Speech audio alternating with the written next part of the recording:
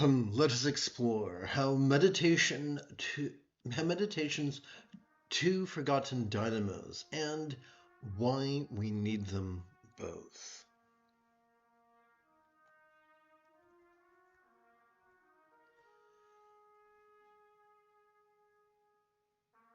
We've previously spoken about how patriarchy is like fungus or mold, and we find its tendrils everywhere. In fact, Sturgeon's law reminds us that 90% of everything sucks. But no, not in the fun, tingly way. So if I'm sitting unusually right now, it's because my back's barking and I'm pressing against a heating pad. So let's continue. So Yang or patriarchy is so rigid, fearful, superstitious, controlling, elitist, cryptic, competitive, and cruel that it skews their perspective on everything, including enlightenment. But remember, at least 10% of the general population are prone to yin, prone to matriarchy, and are characteristically flexible, loving, rational, laid-back, egalitarian, lucid, cooperative, and kind. So, from the yin point of view, enlightenment is merely mastery of the Buddha's Eightfold Path. Now, mastery can seem like a daunting word, but all mastery means is that we've gotten so good at something that we practice it spontaneously, habitually, easily, and effectively. Make sure that's on camera. Come on, machine, don't be that way. Good. Okay. So, as children, we mastered many things. Did we not master using the commode instead of our diapers? Did we not master tying our shoes, brushing our teeth, riding a bike? Did we not master reading and writing and arithmetic?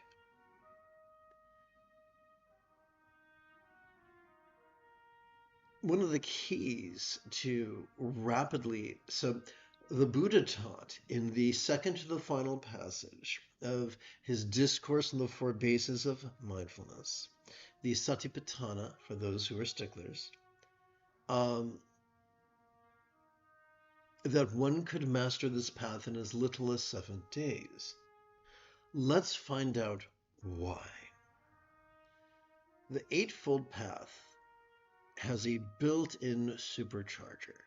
Consider the 7th and 8th folds of mindfulness and meditation. In previous lessons, I've explained that the essence of mindfulness is to silently and mentally recite the verb watch as we passively notice air enter our nostrils, and that the essence of meditation is to silently and mentally recite the verb rest as we passively notice air exit our nostrils. Therefore, I'd like to use the phrase sitting and breathing and watching and resting. This is all it takes to effortlessly and automatically master the remaining 6 folds of the path. And I look forward to exploring that over the next 2.5 days or so. That's quite a promise. So let's, rather than just you falling into the precipice of duality, of belief or disbelief, let us look at what the neuroscience has to say.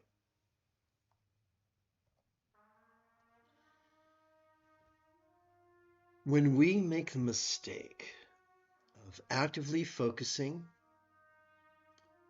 and actively analyzing, we wind up so exhausting both our medial prefrontal cortex as well as our dorsolateral prefrontal cortex that we wind up triggering our amygdala, the seat of both anxiety and aggression. That sucks, doesn't it? That's the opposite of what we want out of meditation. We want peace. We want love. Do we not? Fortunately, by passively cooperating with our autonomic nervous system, whose core is found within our spinal cord.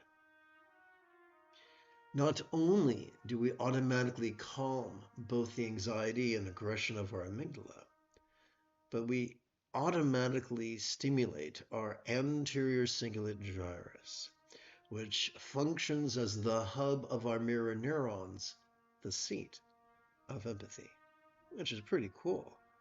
So let's get down to brass tacks. What's the actual process by which we authentically practice mindfulness and meditation in cooperation with our autonomic nervous system? Every time we inhale, whether we know it or not, we have evolved to automatically access the middle bit of our spinal cord, which functions as the core of the sympathetic aspect of our autonomic nervous system. A lot of big words, I know. If these are new to you, I apologize. And if you have any questions, don't be shy. Just type them as specifically as you can in the chat window. For I tend to check for questions periodically. This sympathetic aspect of our autonomic nervous system has evolved to help us to vulnerably, passively, viscerally, randomly, and fleetingly notice. Notice what? Notice all mind's antics of perception. You know, seeing, hearing, feeling, tasting, smelling, and the like, including the full spectrum of human emotions, intentions, cognitions, recollections, and imaginings. All of them, from the external to the internal, from the physical to the mental, from the pleasurable to the painful, from the interesting to the boring, from the convenient to the arduous, and from the glorious to the grotesque. But the question remains, what are we to do with all this stuff that we noticed? The answer is quite simple. We meditate. You see, every time we exhale, whether we know it or not, we have evolved to automatically access both the tippy top as well as the very bottom of that same spinal cord. These two regions, working as a team, function as the core of the parasympathetic aspect of our autonomic nervous system. So in other words, our autonomic nervous system has two halves. This parasympathetic aspect has evolved to help us to physically relax and mentally release during our exhalation to such a degree that that which we watched during our previous inhalation could fleetingly feel less stressful, less permanent, less defining or not self, and as non-graspable as a vast empty void. This is page 34. I'm gonna write myself a quick note. Control G3, 4. Okay, now I'm gonna adjust the OBS because everything went kerflooey. Okay.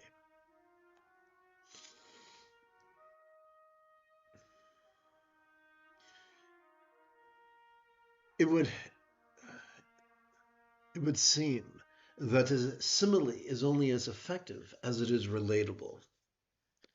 So let us ask the question, what is a real-world example of a non-graspable vast empty void?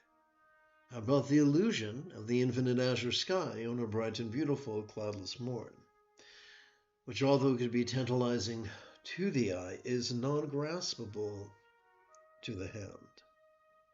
And there you have it. Whether we're discussing no self or emptiness, they are both just figures of speech to describe the fleeting phenomena latent within each exhalation.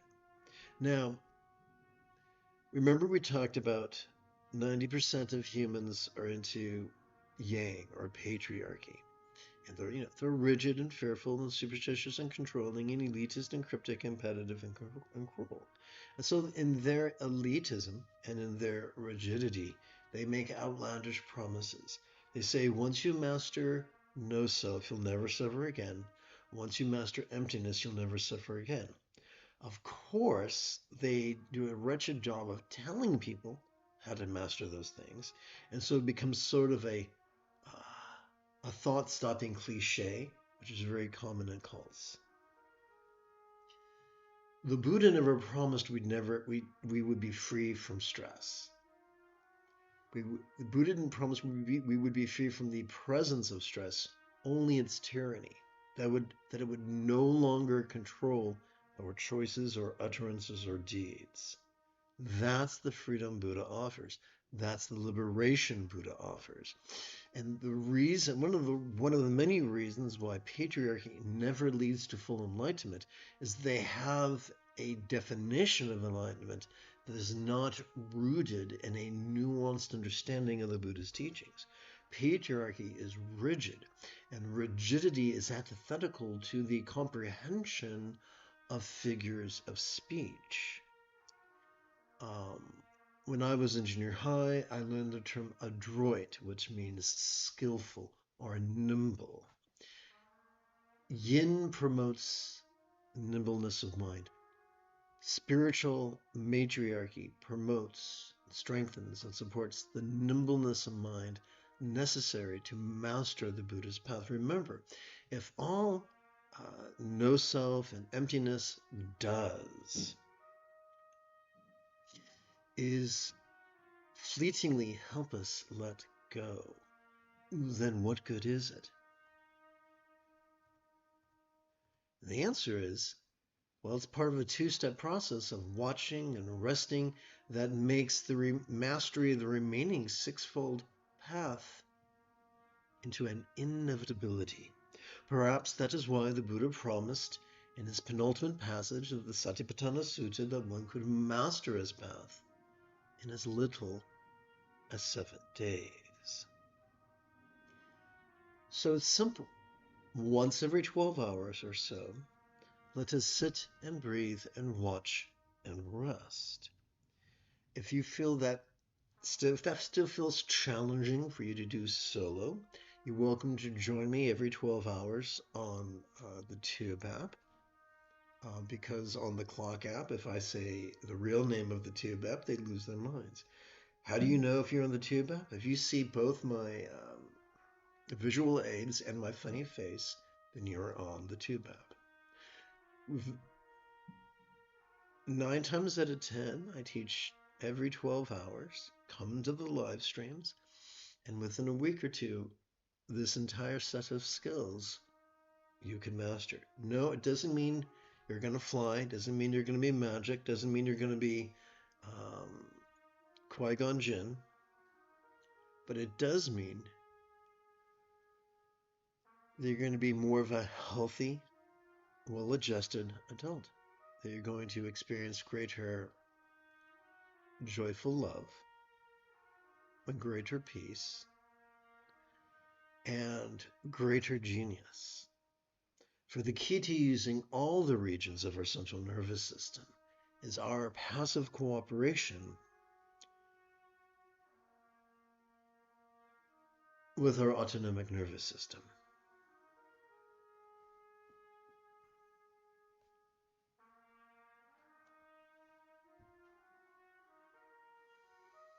Let's see.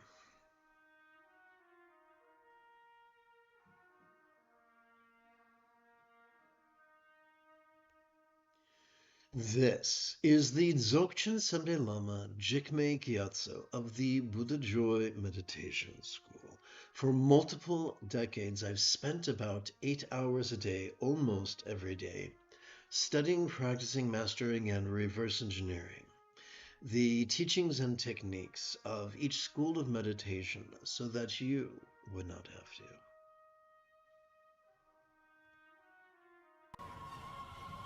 It is General Leia Organa early Saturday morning. Come, let us meditate like a Jedi.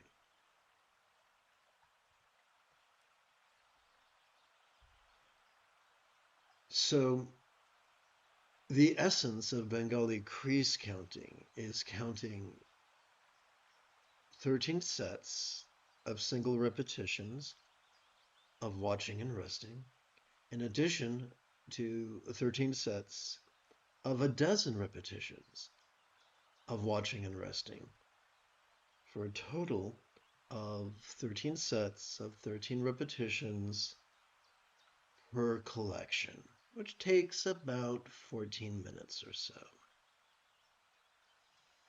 Remember, a single repetition is as follows.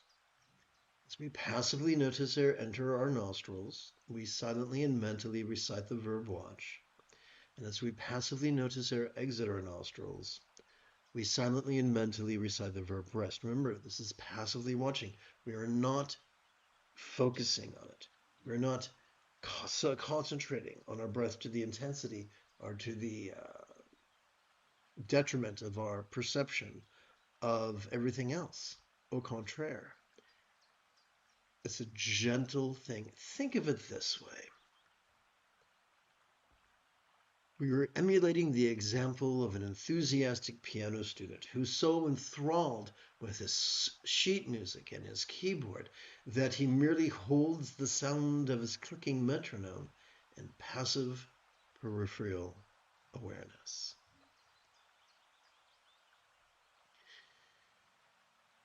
We're going to play for as long as I can continue sitting. My back really is giving me fits and starts. We're going to play with the Pasadimudra, which could translate as meditation gesture. Meditation gesture is profoundly useful. It helps us to gently invite our real or imagined subtle energy to coalesce at the crown of our head. It helps us when we lie down at night in bed in preparation for sleep. It helps us at the end of our life when we're preparing to transition as peacefully as possible. And humbly, the Pasadimudra also helps us to keep track of our first single repetition of watch rest. But the question remains, how do we practice this Pasadimudra? Simple. We simply take, and I'm going to adjust the camera here to turn me into Kilroy. We simply use the tip of our left index finger to support the lower knuckle of our right index finger, palms up in our lap. Congratulations, we've counted our first single repetition. To keep track of our first set of a dozen repetitions, we turn our attention to our right hand.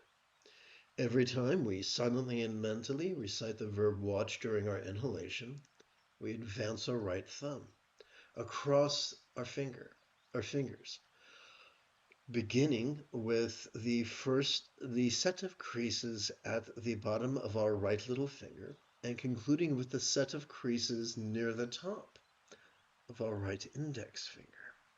Together as a team, let's practice right now.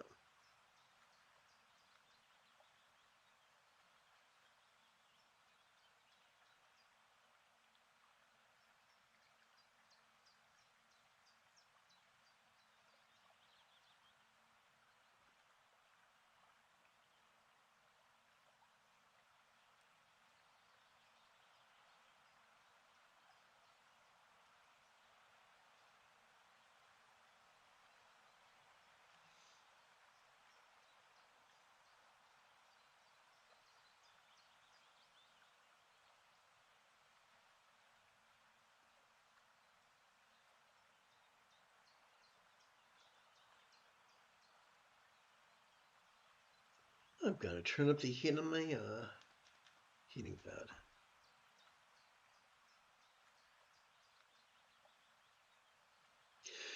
All right, so gathering our first collection of one solitary repetition and 1 dozen repetitions takes just a little bit more than a minute.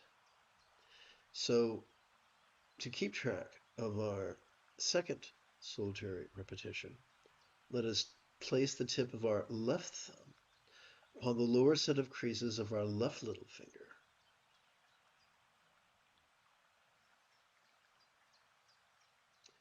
To keep track of our second set, or our next set of 12 repetitions, or 12 rounds, let us return to our right hand.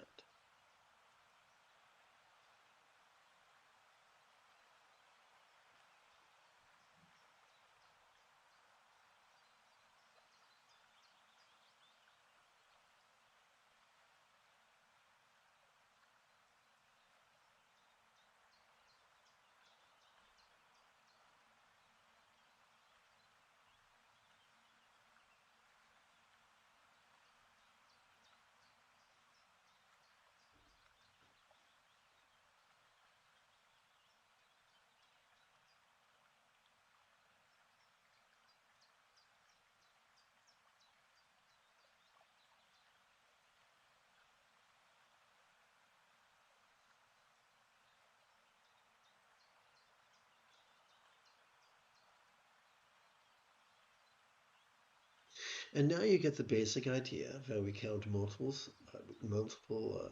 how we gather multiple collections of single repetitions as well as dozen repetitions.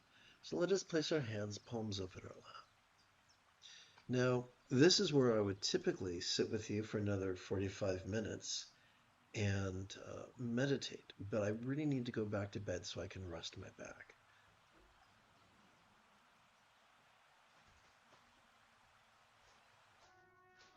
You have taken your first step into a much larger world. If you feel that I have earned it, you could give this live stream a thumbs up. You could even help support this channel.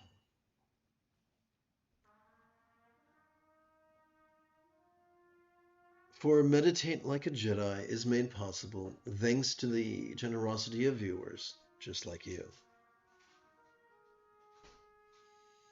In approximately 10 1/3 hours, I would very much like to return to lead today's dusk practice of Meditate Like a Jedi.